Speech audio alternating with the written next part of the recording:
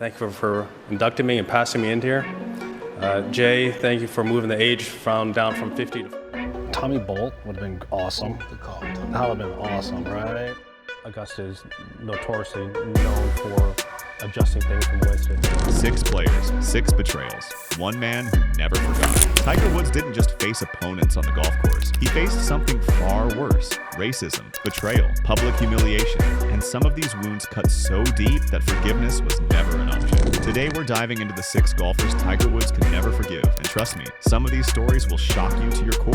When Tiger Woods stepped onto Augusta National in 1997, he didn't just win the Masters. He shattered records, demolished expectations, and became the first black man to win a major championship. He was 21 years old. The world was at his feet. And then Fuzzy Zoeller opened his mouth. Zoeller, a former Masters champion himself, was asked about the young champion on camera. What he said next revealed the ugly truth about golf's old guard. Referring to Tiger as that little boy, Zoeller suggested Tiger shouldn't serve fried chicken or collard greens at the next year's champions dinner. Let that sink in. Tiger had just achieved the impossible, and instead of respect, he got a racist stereotype thrown in his face. This wasn't some random fan. This was a respected professional golfer, someone who should have known better. But here's the really disturbing part. The media didn't even report it immediately. ESPN was there, CNN was there, they all heard it, and they stayed silent. When the story finally broke, Zoeller tried to laugh it off. He claimed he was just a jokester making a harmless reference to the champions dinner. His agent spun it as a misunderstanding, but there was no misunderstanding. It was a calculated racist attack on Tiger's historic moment. And Tiger, he was trapped. At 21 years old, newly famous, with millions in endorsement deals on the line, he couldn't fight back. He had to smile and accept the apology. His statement called Zoeller's comments out of bounds and disappointing, but then came the corporate script. We all make mistakes, and it is time to move on. I accept Fuzzy's apology. That wasn't forgiveness, that was survival. Tiger knew that if he rejected the apology, if he called Zoeller what he really was, the golf world would paint him as the angry black man. So he swallowed the humiliation and moved forward. But make no mistake, that wound never healed. Before we continue with the rest of these shocking betrayals, if you're enjoying this deep dive into Tiger's most painful feuds, hit that subscribe button and drop a comment telling us which betrayal you think hurt Tiger the most. We're just getting started, and what's coming next is even more intense.